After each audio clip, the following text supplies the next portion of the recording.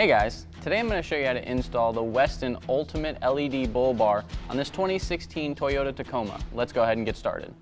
Alright guys, so the first thing that we need to do is remove our grill. Now to do that, you're going to have two push pins. They're going to be located by your headlights. And you're just going to take, we have a panel popper. You can use a screwdriver. Anything that's really a flat surface, you can take and pop those out. Just like that. There's going to be two.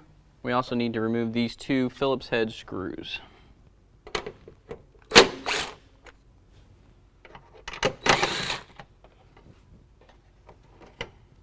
So once those are off, we should be able to pull the grill away.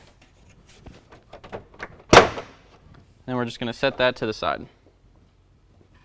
Now in our radiator support bracket, we can see that there's two circular holes, one right here and another one right here.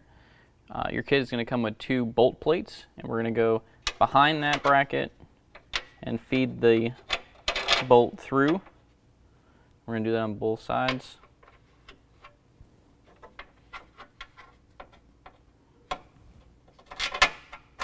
Just like that. Next, we're going to install our strap brackets. So we're going to take the skinny end, stick that in first, and what we're going to do is actually feed it through the front part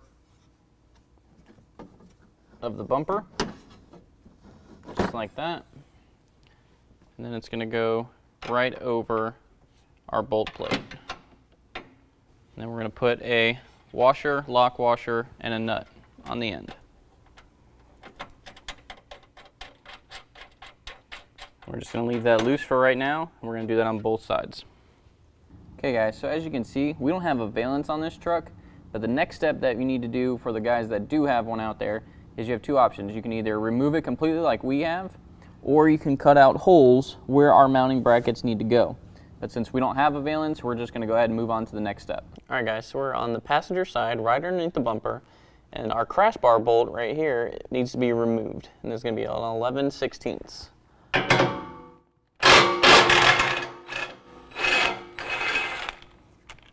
So next we're going to grab our passenger side bracket, and the part closest to the bend is what's going to mount where our crash bar bolt went. And you're also going to make sure that you have a tab that goes to the inside of the truck. So we're going to put that back up there, use our same factory bolt.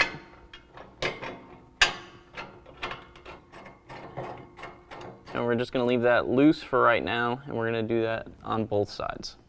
Now we can grab our bull bar, set it on top of our mounting brackets. Now we can take our large bolt with a lock washer and a flat washer, feed that through the bottom of our bracket and into our bull bar.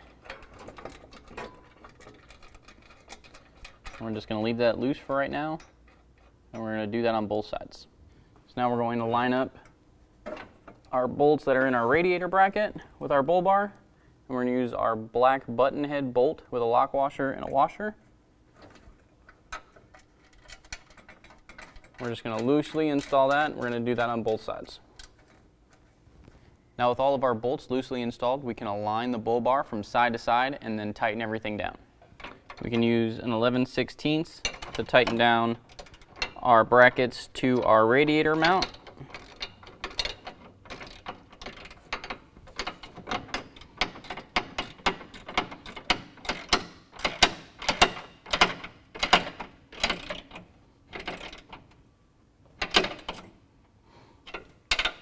Now we can use a 3/4 inch socket to tighten down our bull bar to our bracket. We can do that on both sides. And then we're going to use an 11/16 to tighten down our bracket to the frame of the truck. And you can do that on both sides. Now we can tighten down our button head bolts with a 7/32 Allen head.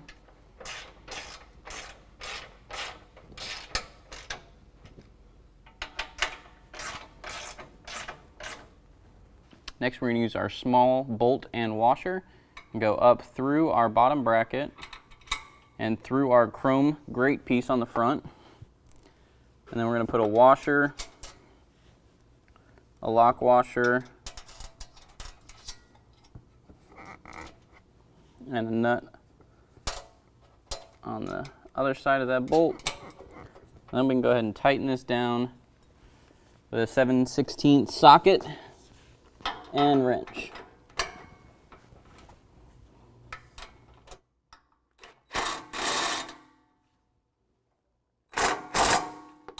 We're going to do that on both sides.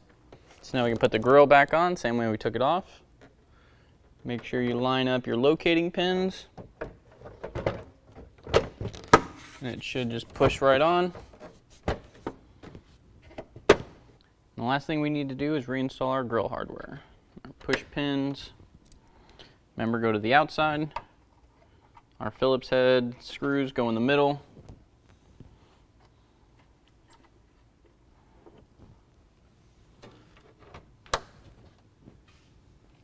And then you can go ahead and snug those down.